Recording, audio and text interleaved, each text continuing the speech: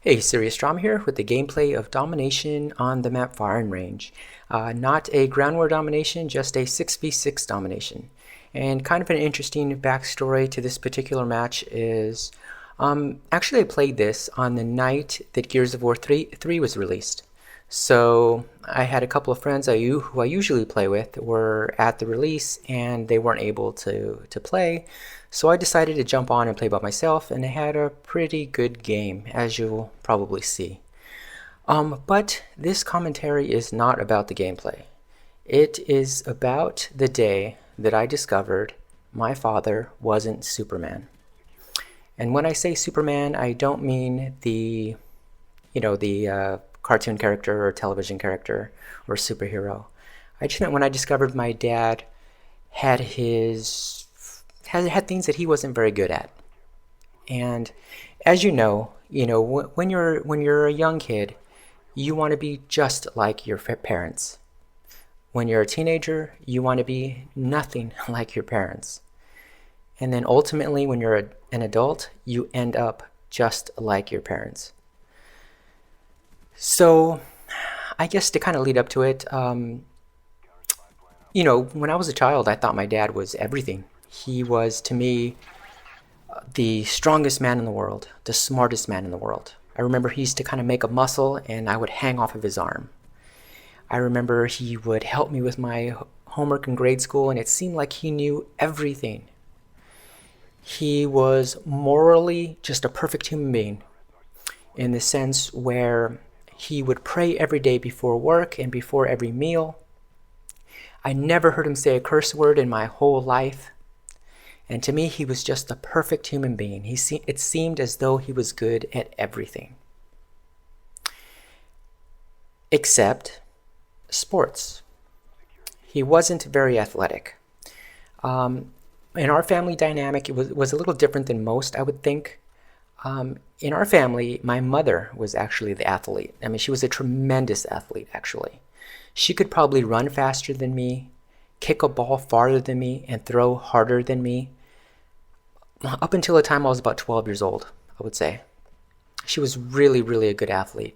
Where my dad, on the other hand, was a kind of a big, burly guy. He was about 6'2" and about 260 with a nice size round belly on him. So he was not the athletic type at all. And but I didn't really ever know that. And at least, I don't know. I guess I didn't know it because the situation that I'm about to tell you really shocked me. So I went to one of my brother's baseball games. It was a little league game. He was about 11 years old. And my dad, was never a coach or anything for obvious reasons, but he always was the scorekeeper because he always wanted to be there and be part of the team in some sense to show his support to us. So the coach of the team, one of the kids on my brother's team showed up late. So the coach of the team asked my father to warm this kid up. So I was on the bleachers and I'm watching my dad grab a baseball glove kind of awkwardly. And he gets, about 40 to 50 feet away from the kid and they start playing catch. And I looked and I could tell it wasn't an easy thing for my father to do. He was having a rough time with it. Like the kid, even though he was young, he was throwing the ball pretty hard. And my dad was, I guess, the type that, those people where if you throw the ball directly at them, they'll catch it. But if it's anywhere offline, they're just not going to be able to catch it. And that was my father. So the kid kept on intentionally, and I knew it was intentionally throwing the ball over my father's head or throwing it past him, to the right or to the left. And as my father would go run after the ball, he would laugh at my dad because, my dad was a big man. And oftentimes when somebody's overweight, they have an awkward way of running. And he did that repeatedly, and my dad would run after the ball and start playing catch again. My dad's too kind of a person to ever say anything, call the kid a brat or anything like that. But I made a mental note of it. And I was hurt for my father, and I was mad. I was really mad. It was the first time I ever saw my father not be good at something.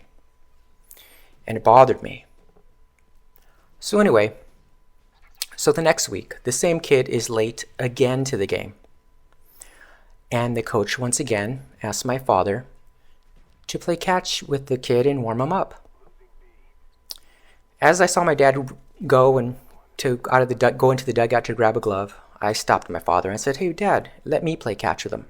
And I guess I should tell you this, is that I'm a really good athlete, have always been, especially when it comes to arm strength.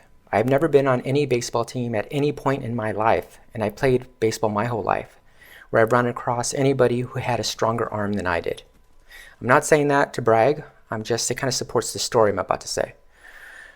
And I could probably throw the ball, I don't know, I mean, you guys may think I'm exaggerating, but I don't think I am. Probably in the 90s, low 90s, somewhere around there. Nobody ever wanted to play catch with me growing up in Little League. Let me put it to you that way. I always had to play catch with the coaches. But anyway, okay. So I said, "Dad, let me play catch with him." I had every intention of teaching this kid a lesson, of getting the ball and throwing it so hard that this kid was not going to have time to move before it whacked him right in the chest. I grabbed the glove, grabbed the ball, did one soft toss, played catch with the kid, and then wound up and was going to unleash a ferocious fastball at this kid. I knew he was going to be able to catch it. And as I'm doing so, all of a sudden, as I'm about to release the ball, I hear my father say, "Randy, no!" So I released it a little bit early. It went over the kid's head. The kid had a look of complete fright in his eyes. He went running after the ball, got it, walked it back to me, handed it to me. And as he handed it to me, he said he was warmed up, of course. As he handed it to me, I said, "You better not throw the ball over my father's head or to the right or to the left ever again, because I know you were doing it on purpose. And I will play catch with you every single day and warm you up if I see that happen again." And he's, "Okay, it won't happen again." And he was 2 years younger than me. I was probably picking on him and being a bully.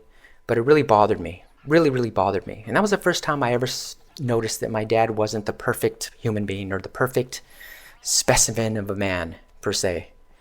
And, but once again, my dad's a beautiful human being because he continued to play catch and he stopped me from doing what I wanted to do, which wasn't right. This has been Serious Drama. Be kind, be good, be safe. I'm out.